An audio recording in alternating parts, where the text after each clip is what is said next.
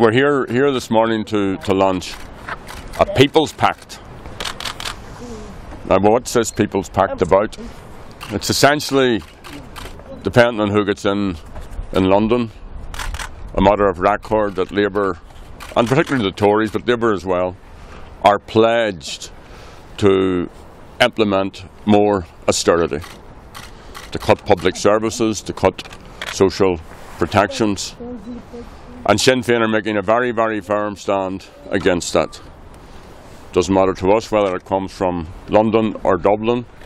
People have the right to public services and people have the right to social protections. That's what citizens pay taxes for. And no bunch of millionaire career politicians should have the authority to impose economic penalties upon people here. Now, the other parties may protest at times, particularly the unionist parties, around this issue, but essentially, in their instinct, the DUP leaders, the UUP leaders, are essentially Tories of a native kind. So we're asking people out there, whatever their view on the constitutional issue, whatever their view on other matters, to consider for themselves who will best defend them in terms of their entitlements, in terms of social protections, in terms of defending public services, and to vote accordingly. And we're asking people, therefore, to vote for the Sinn Féin candidates in this Westminster election.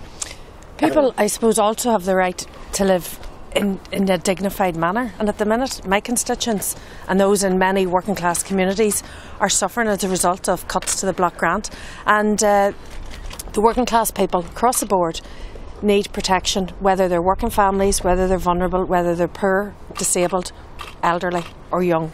And we need to see a situation where they're able to put food on the table, heat their homes and live a life that is free from poverty, and at the minute we don't have that, and we have to fight for the most vulnerable.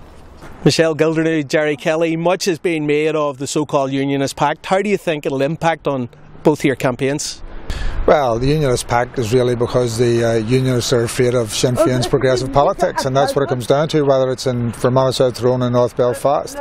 I've been out in the doors, the feedback I'm getting for people who would even declare themselves as normally SDLP voters is that they're angry that the SDLP have refused to align with other nationalists in terms of the progressive politics that we're talking about, which involves equality. The pact today is a pact with the people. So what we're saying is, let's go past, let's talk to the people. We're here for citizens, that's what we're elected for, and we're saying, give us your vote for this Westminster election, whatever you might do in another election, because we will make the difference this time. In North Belfast, there's been a Unionist sitting MP since 1885. We have checked the figures. We can take this seat and we can take it for equality, for the issue of reconciliation, for progressive politics, for moving the whole situation forward, and we can put in an MP who will serve every citizen in North Belfast, not in some sort of sectarian and conservative politics. And remember, the other thing about this pact is that if you want to ask the question, what's the Unionist Pact about?